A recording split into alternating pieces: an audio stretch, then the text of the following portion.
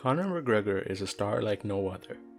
He took the world over in just a few short years, and whether you love him or hate him, you know who he is. His popularity wasn't unfounded. In his UFC stint, he blazed to the top with a 91% finish rate and a 5-fight knockout streak to take the featherweight title in a record-breaking 13 seconds. His accolades don't stop there. He is the first fighter to hold titles in 2 divisions simultaneously, the second fighter ever to have knockouts across 3 divisions, and one of 3 ever, has the record for the highest selling UFC pay-per-view at 2.4 million against Khabib Nurmagomedov, and 5 of the top 10 best-selling pay-per-views in UFC history. We could go on, but we're sure you get the picture. In this video we will break down the stats and the science behind the notorious Conor McGregor. Now let's get into it. Conor stands at 5'9" with a reach of 74 inches. The featherweight and lightweight divisions have average heights and reaches of 5'9" and 70 inches and 5'10" and 72 inches respectively. As you can see, although Conor is average height, he holds a significant reach advantage in these divisions. First, let's talk about his exceptional striking, which is what Conor has built his MMA career around.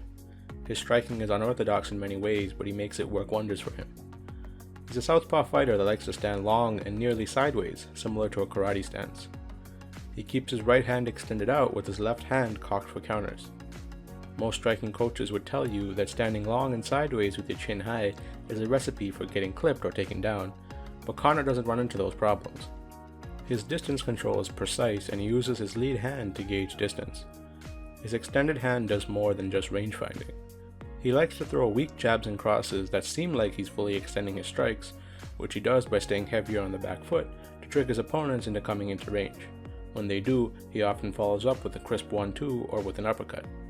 Conor also likes to throw uppercuts with his lead hand, which is another thing that's taught as a no-no by striking coaches, but again, he makes it work using his reach and distance management. Conor has a significant strikes landed per minute stat of 5.43 and a striking accuracy of 49%. He also has a significant strikes absorbed per minute of 4.40 and a striking defense of 55%. Conor holds the second highest striking differential and knockdowns per 15 minutes in the featherweight division at 2.51 for both. If you've seen Conor fight, it should come as no surprise that he's an excellent striker. Early on in his career he utilized kicks more often, but has since toned them down in his most recent fights.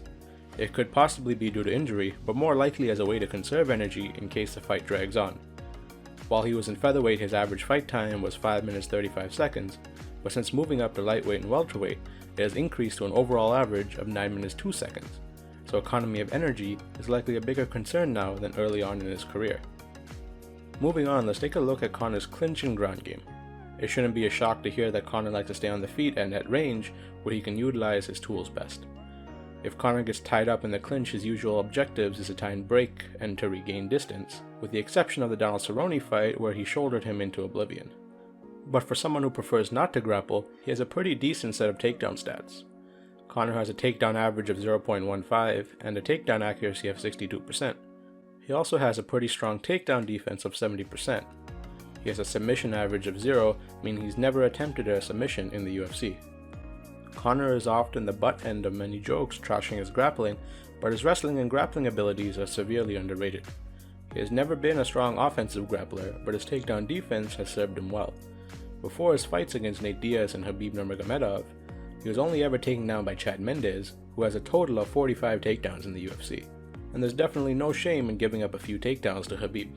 Conor's long stance might look to some as inviting easy takedowns, but he employs lightning-fast sprawls to keep his opponents off his legs. Even once he reached the top, Conor continues to improve and sharpen his skills and improve on his weaknesses.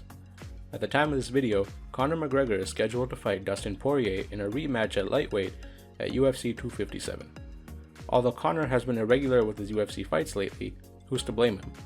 After making $100 million to fight Floyd Mayweather and with a booming whiskey business, he has no need to fight again. But his love and hunger for the sport has brought him back, and we are excited to see him once again inside the octagon. Before we wrap up this video, we just want to let you know that we have announced our new MMA Discord server. We are trying to create a community for MMA fans to talk about the sport, share news, videos, memes, and more. If you're interested, the link to join is in the description below. Thank you for watching our video. If you enjoyed, be sure to like, comment, and subscribe for future content.